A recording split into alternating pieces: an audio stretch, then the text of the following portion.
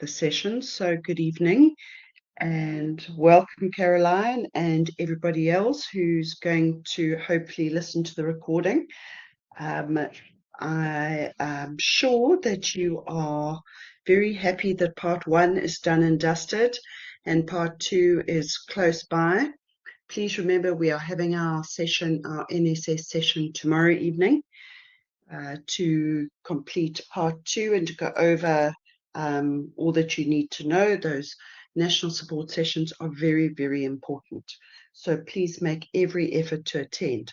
So tonight we are looking at, it's Learning Unit 6 actually, which is Chapter 9, and we're going to look at channel distribution.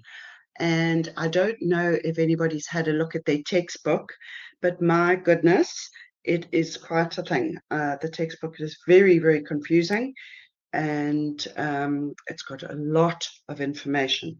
So hopefully you've had a chance to look at the videos that I sent you last week. If you haven't, please do, because they are so lovely and so easy. And hopefully this evening will assist you with the important elements to cover for your portfolio of evidence.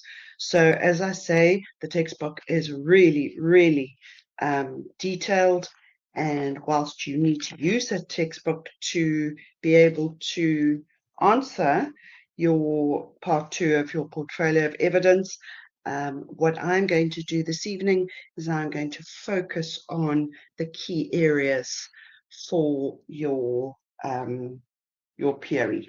So that's quite nice. Okay, so let's have a look at distribution.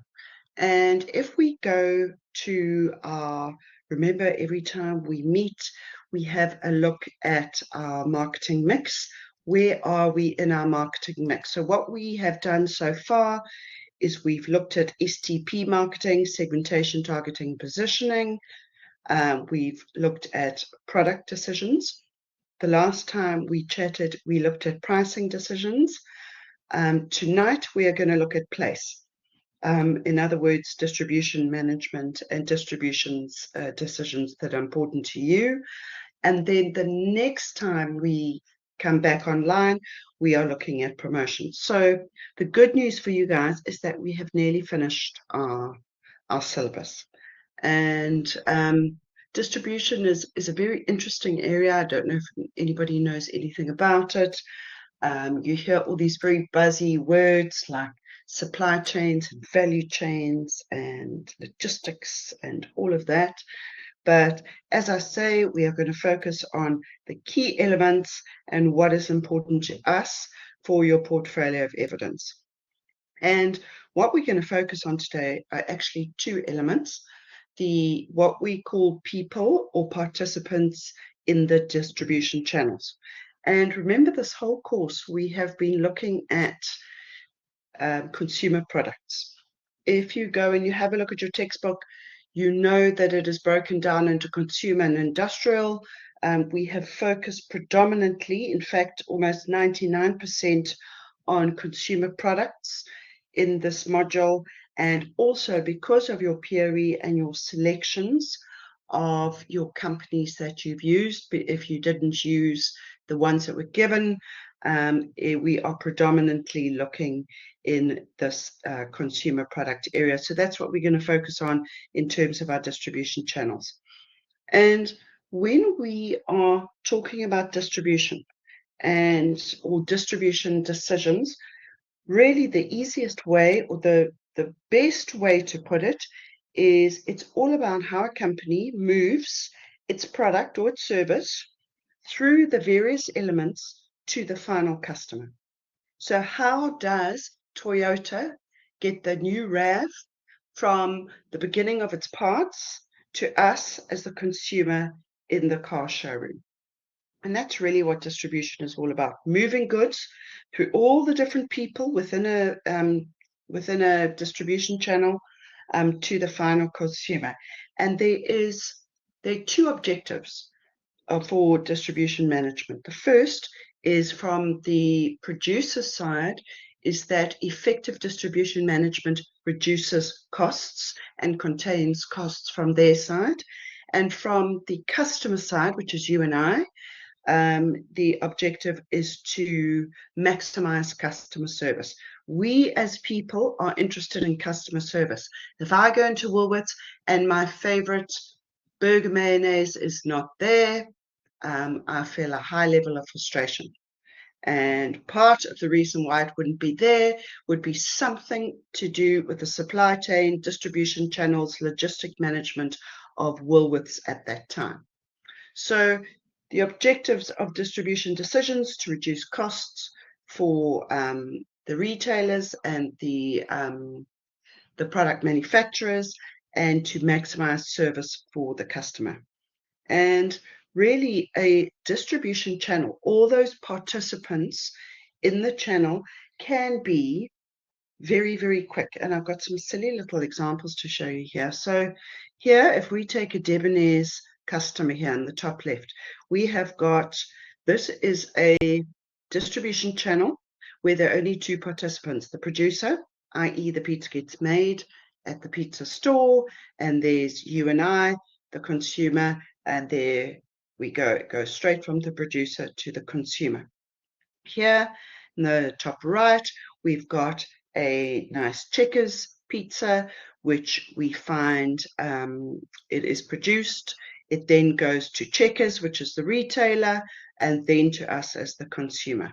So what I'm saying is there's certain products and services that can go straight from their inception to the consumer, and sometimes there is a long group of participants in this channel structure that we look at.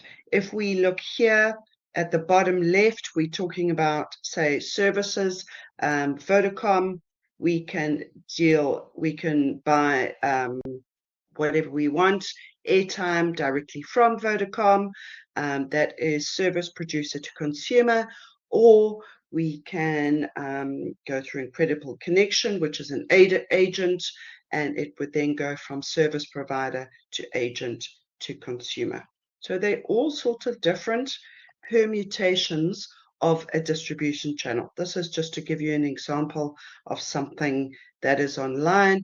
And remember now, and certainly it started about 15 years ago globally, and in South Africa, online purchasing has become such a big element of our consumer buying behavior and habits now.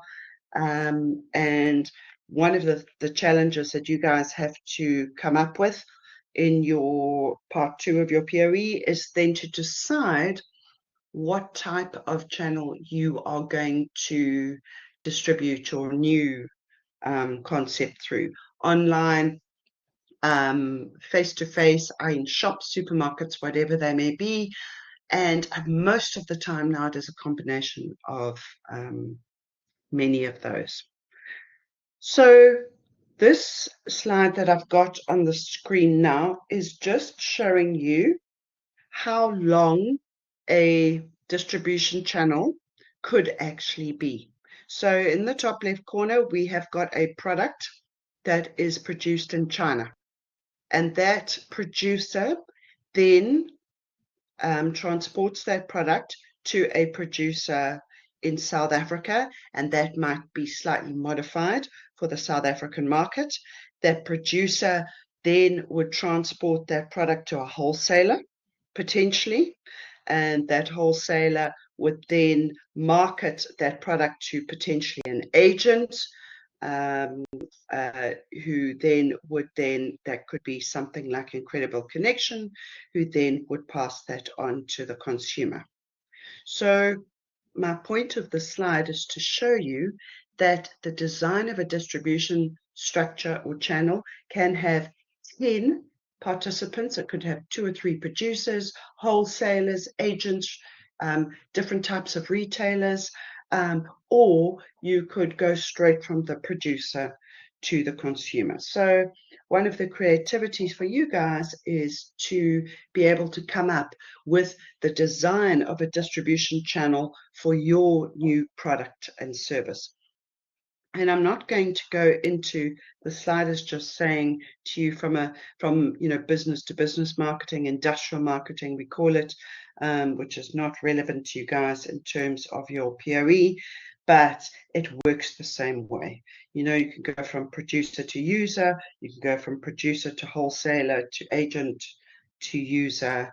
And in this case, because it is business to business marketing, the customer essentially is the retailer.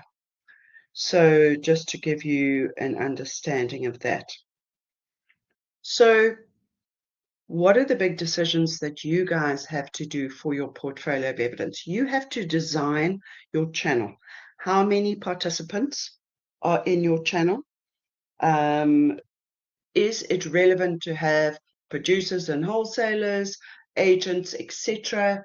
When you do a little bit more self-directed learning of this particular chapter, you will come up, and also it depends again on your company, but it will make a lot of sense to you as to what you need to do. How do you design your channel?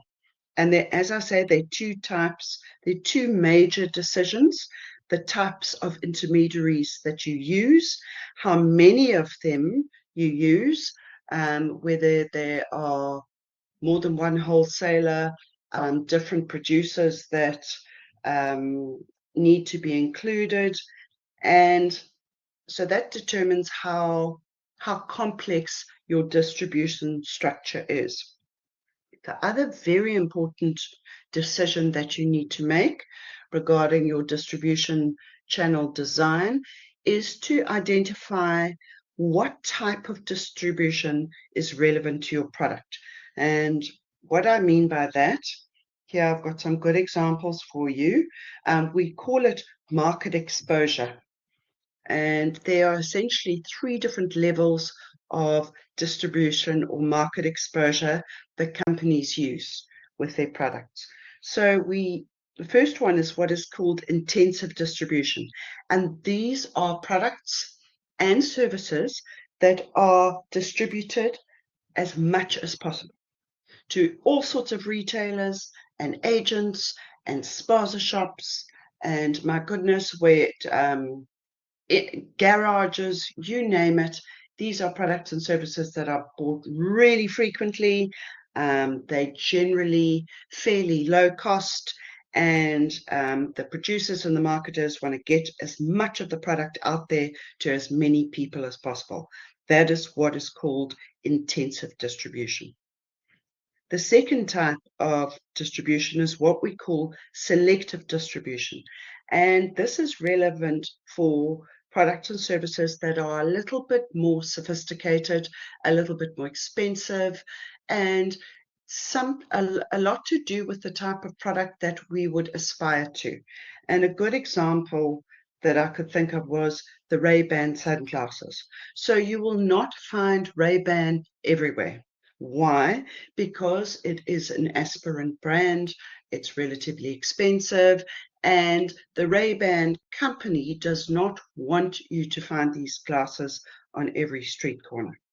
There are only certain selective retailers and places that you can purchase Ray-Ban. That is selective distribution. And then we have what is called exclusive distribution. And this is for your really, really upmarket, very expensive, very, very exclusive type of product, where you would go to a particular type of retailer or distributor to find that product or service. So that's supposed to be a Porsche down there. You cannot buy Porsches from anywhere other than Porsche distributors. And why? Because the company does not want that product to be found in each and every car distributor's showroom. So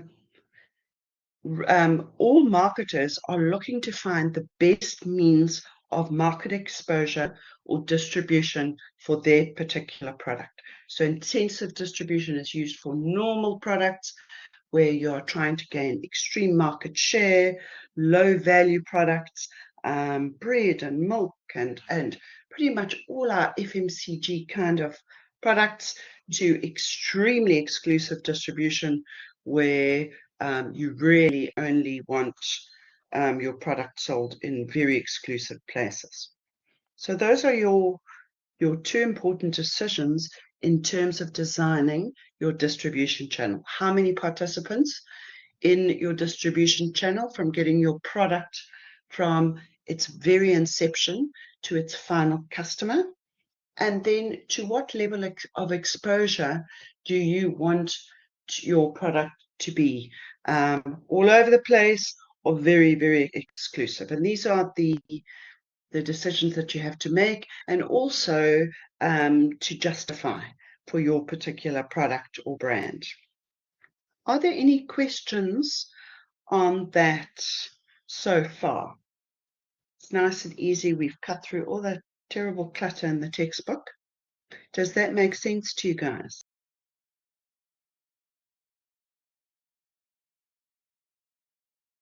Okay, perfect. Thank you, Kevin.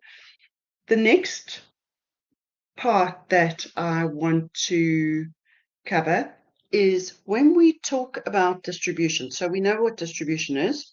It's about moving goods through the various distributors and intermediaries along a channel. But there's all sorts of things that take place. There's activities that take place in distribution strategy. And I'm actually going to use some examples of this.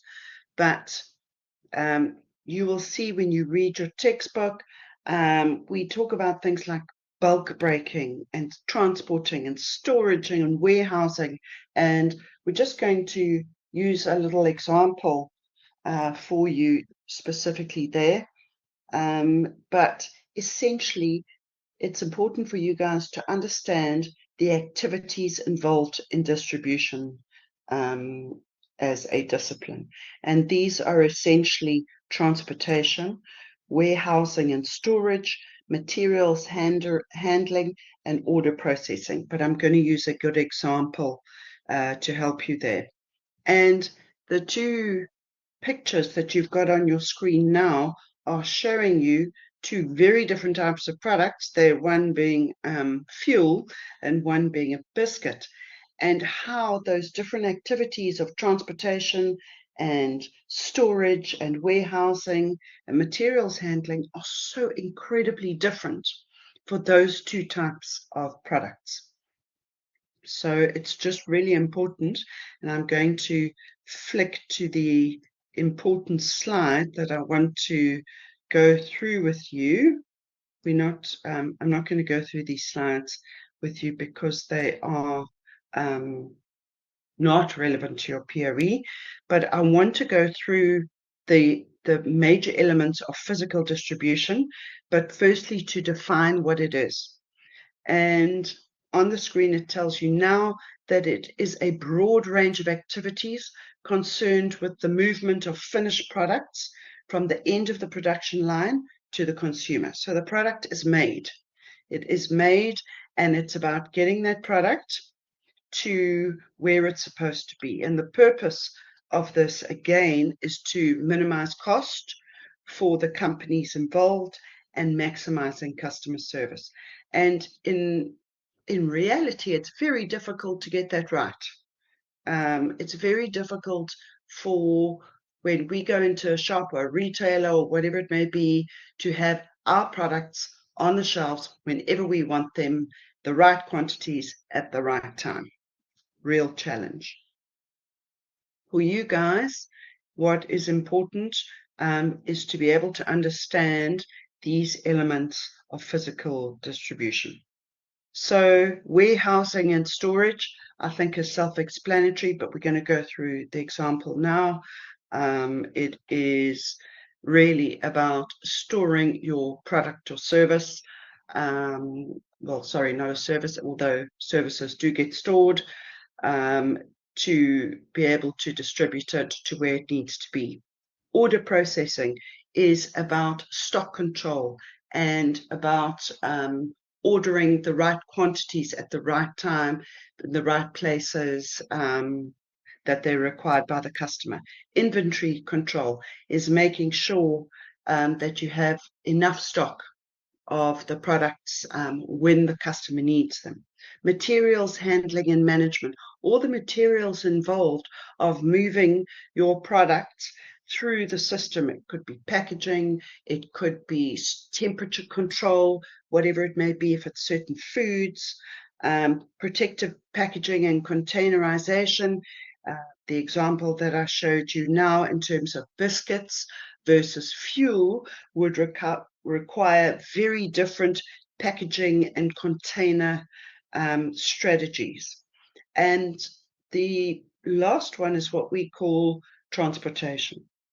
And we all know what transportation is. It is the movement of products from A to B. And this is what we call logistics.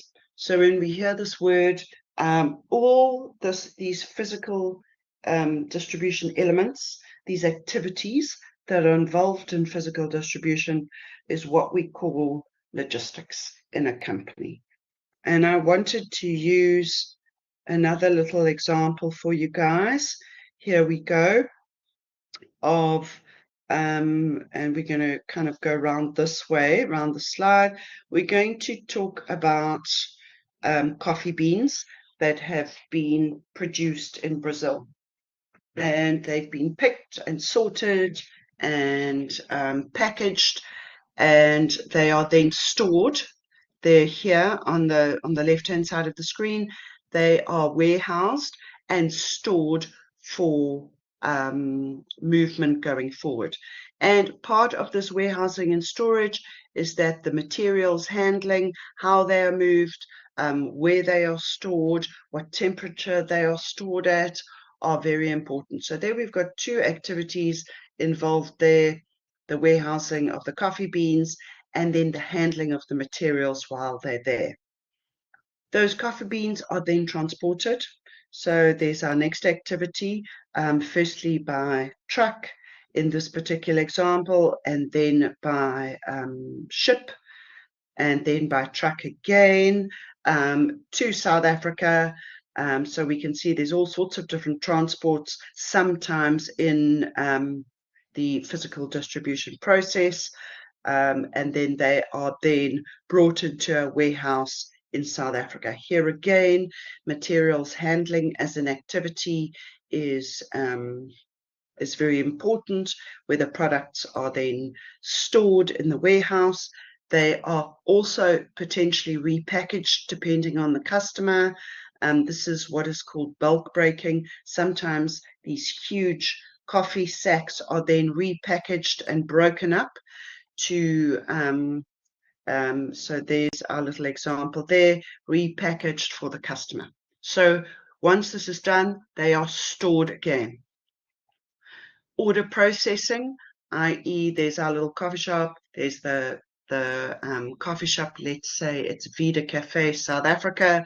They have put in the order for a particular month of this particular type of Brazilian coffee, and the order comes through to the warehouse. It is then transported again by road, and it lands up in our Vida Cafe there, and then that's you and I drinking the coffee from Brazil.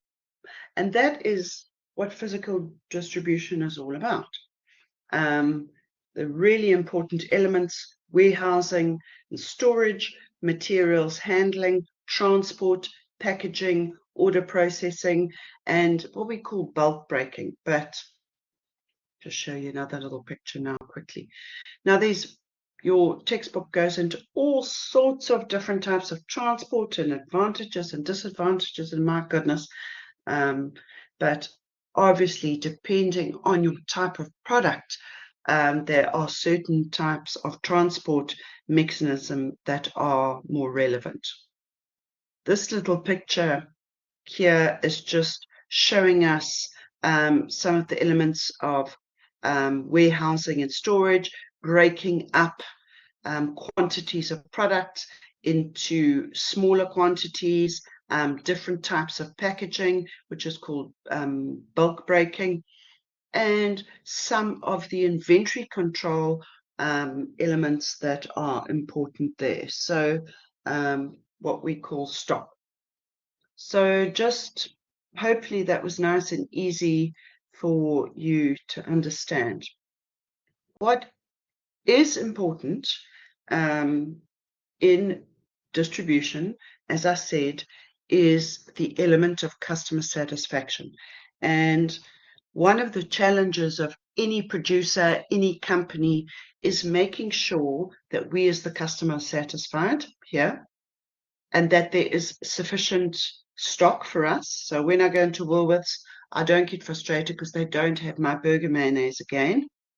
And flexibility in terms of, is it flexible enough for the customer and the company in terms of maximizing customer service and minimizing cost for the company that is producing the product. So I just want to go back to our little coffee example here.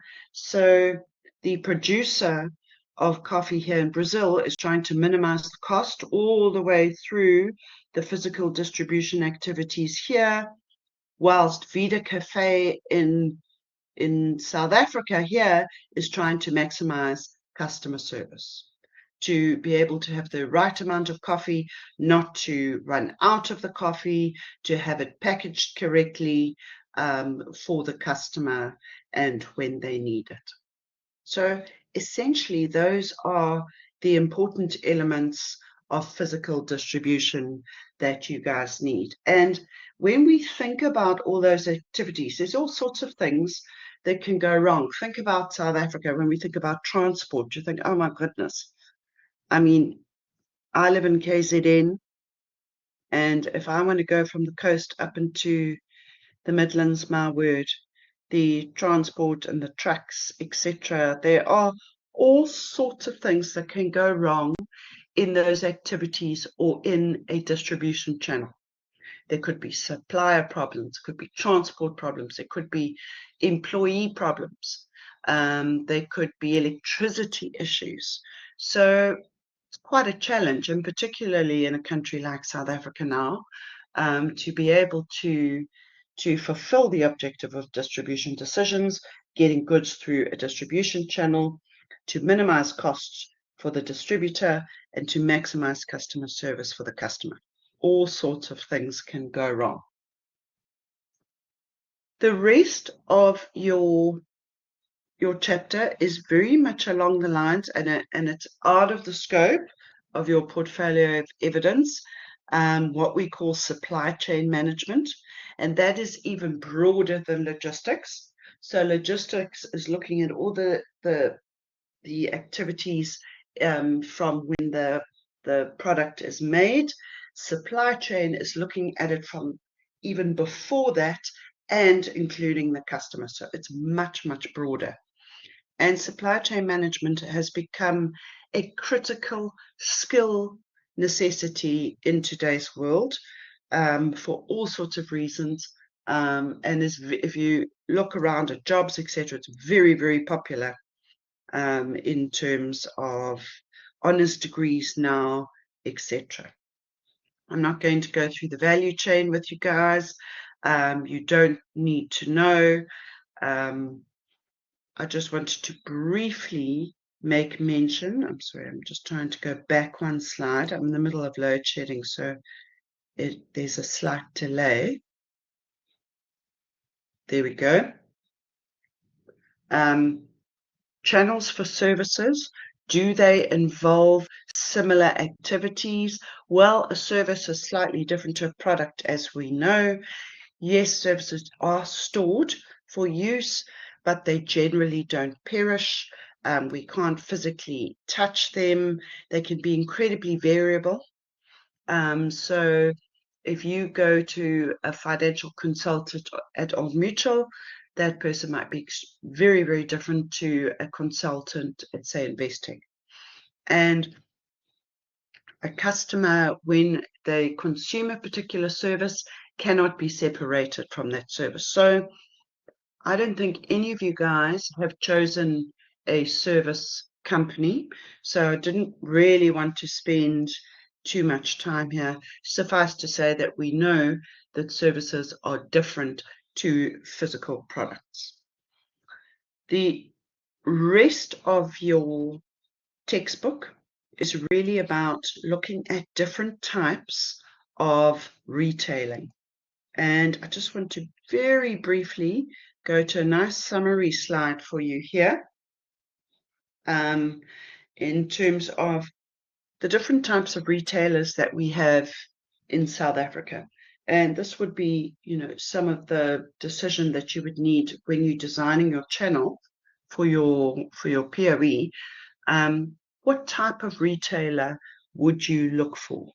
We've got our supermarkets, we've got our specialty stores like the iStore, convenience stores.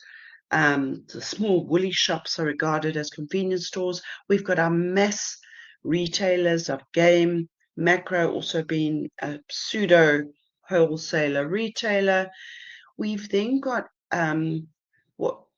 products that are purchased online and within categories. So don't need to know a whole lot about this, but to really understand what type of end retailer your product, your new product would suit. And that's really the key elements that I wanted to cover with you guys tonight. The design of your channel, how many participants in the channel, what level of distribution would be relevant to your product, and then the different physical distribution activities involved in what we call logistics, i.e. that is when your product has already been produced, and it is about all those elements about getting that product to the final customer. That Brazilian coffee to the Vida Cafe in the mall next to where you live. So that's really what's important for you guys in terms of your POE. Are there any questions? Any comments?